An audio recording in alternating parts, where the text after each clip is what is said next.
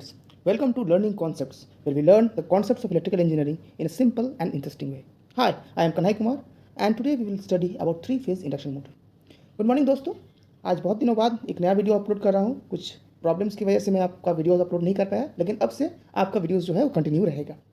तो इससे पहले जो पिछले क्लासेस था वहाँ पर हम लोग डीसी मशीन्स के बारे में पढ़े थे, लेकिन जैसे जैसे डेवलपमेंट आया आपका एसी जो सप्लाई है उन्होंने टेक ओवर कर लिया, बिकॉज उसमें बहुत ज़्यादा सिंप्लिसिटी था, उसका यूज़ आसान था, उसका जनरेशन आसान था, उसका ट्रांसमिशन डिस्ट्रीब्यूशन सब कुछ आसान था। तो जब एसी ने आपका टेक ओवर कर लिया ओवर डीसी सप्लाई, तो there was a need to redesign a new type of machines.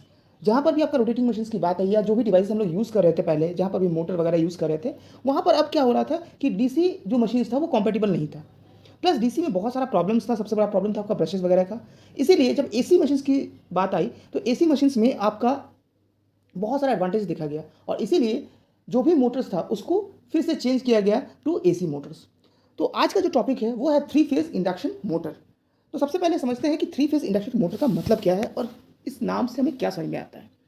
तो यहाँ पर आप देखिएगा, अगर इस पूरे टॉपिक को अगर डिवाइड किया जाए तो हम लोग उसको तीन पार्ट में डिवाइड कर सकते हैं। सबसे पहला है थ्री फेज, उसके बाद है इंडक्शन एंड देन है मोटर। तो ये जो टॉपिक है ये तीन वर्ड्स पे आपका डिपेंडेंट है, three phase, induction and motor. सबसे पहले बात करते हैं पहले word that is three phase की। थ्री फेज डिनोट्स करता है कि ये जो मशीन है वो आपका एसी बेस्ड है। एसी बेस्ड कैसे? क्योंकि जो पॉलीफेज सप्लाई का कॉन्सेप्ट है वो हमेशा एसी में आता है, डीसी में कभी नहीं आता है। क्यों? क्योंकि डीसी आपका यूनिडायरेक्शनल करंट है, वहाँ पर जो भी सप्लाई होगा वो एक ही डायरेक्शन में होगा। चाहे आप एक सप्लाई लें या 10 सप्लाई लें, सभी एक ही डायरेक्शन में फ्लो करेगा, तो ultimately all will behave like a single supply. इसीलिए डीसी में कभी भी मल्टी फेज का कॉन्सेप्ट नहीं आता है। लेकिन जैसे ही हम बात करते हैं एसी सप्लाई की, तो यहाँ पर क्या होता है कि आपका जो एक सप्लाई है वो दूसरे सप्लाई से अलग अलग डायरेक्शन में वेरी कर सकता है, मैग्नीट्यूड में भी वेरी कर सकता है, डायरेक्शन में वेरी कर सकता है। तो जब दो सप्लाई या दो से अधिक सप्लाई आपस में अलग अलग डायरेक्शन में मूव करेंगे तो वो पॉलीफेज सप्लाई की तरह बिहेव करेगा। ठीक है, तो बेसिकली जब हम एसी सप्लाई की बात करते हैं तो वहाँ पर हम लोग कॉमर्शियली दो तरह का सप्लाई यूज़ करते हैं, single phase and three phase. तो जैसा कि यहाँ नेम सजेस्ट कर रहा है थ्री फेज, दैट मीन्स यहाँ पर जो मोटर है, यहाँ पर जो भी एसी मशीन्स है वो थ्री फेज एसी सप्लाई पे आपका बेस्ड होगा। ठीक है, now coming to the second word, जो दूसरा वर्ड है वो है इंडक्शन। इंडक्शन का मतलब हम लोग पहले पढ़े हैं, that is third law of electromagnetic induction में इंडक्शन क्या होता है ये हम लोग समझे हैं कि इंडक्शन मतलब क्या होता है, the transfer of the effect from one system to another without having any direct connection. एक सिस्टम से दूसरे सिस्टम में जब हम लोग किसी भी इफेक्ट को ट्रांसफर करते हैं बिना डायरेक्ट कनेक्शन के, इसी को कहा जाता है इंडक्शन। ठीक है, तो इंडक्शन क्या एक प्रिंसिपल है जो कि एनर्जी ट्रांसफर या पावर ट्रांसफर का मेथड है। तो यहाँ पर इंडक्शन वर्ड हमें ये नोट करता है कि ये जो आपका मशीन है, ये जो मशीन है वो इंडक्शन प्रिंसिपल पे बेस्ड है। मतलब यहाँ पर एक सर्किट से दूसरे सर्किट में आपका एनर्जी ट्रांसफर होगा by the principal of induction, that is without having any direct connection. ठीक है, तो यहाँ पर भी यहाँ से हमें क्या मिलता है कि ये इंडक्शन का प्रिंसिपल पे बेस्ड है, और इंडक्शन का प्रिंसिपल जहाँ पर होगा वहाँ पर ही आपका दो सर्किट होगा, अलग अलग सर्किट्स होगा। दैट मीन्स ये जो एसी मशीन है ये इसमें भी आपका दो अलग अलग सर्किट्स होगा जिनके बीच कोई भी इलेक्ट्रिकल कनेक्शन आपका नहीं होगा। Now coming to the third word, जो तीसरा वर्ड है वो है मोटर। मोटर आप लोग सभी जानते हैं मोटर क्या है, वो इलेक्ट्रोमैकेनिकल डिवाइस है जो इलेक्ट्रिकल एनर्जी को मैकेनिकल एनर्जी में कन्वर्ट करता है। ठीक है, मतलब थ्री फेज इंडक्शन मोटर को ब्रीफली डिस्क्राइब किया जाए तो ये एक ऐसा डिवाइस है जो इलेक्ट्रिकल एनर्जी को मैकेनिकल में कन्वर्ट करेगा, दैट मीन्स इलेक्ट्रिकल एनर्जी को टॉर्क में कन्वर्ट करेगा। किस प्रिंसिपल पे काम करेगा? ये इंडक्शन के प्रिंसिपल पे काम करेगा, और ये बेस्ड है थ्री फेज एसी सप्लाई पे। ठीक है, तो ये जो नेम है हमें इस मशीन के बारे में बहुत कुछ बता देता है। नाउ लेट्स सी कि आखिर ये है क्या।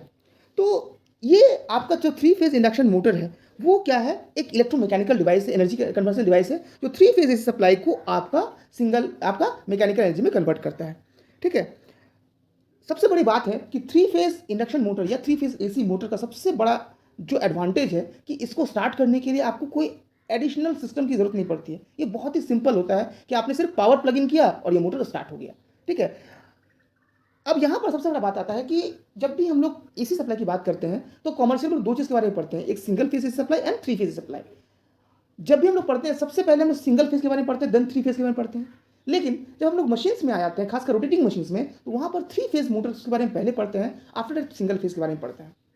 इसका बहुत बड़ा एक सिंपल रीजन क्या है कि जो थ्री फेज का मोटर होता है वो आपका सेल्फ स्टार्टिंग होता है। सेल्फ स्टार्टिंग मतलब इसमें आपको कोई एडिशनल सिस्टम बनाने की जरूरत नहीं पड़ती है जो मोटर को स्टार्ट करने में आपको मदद करे।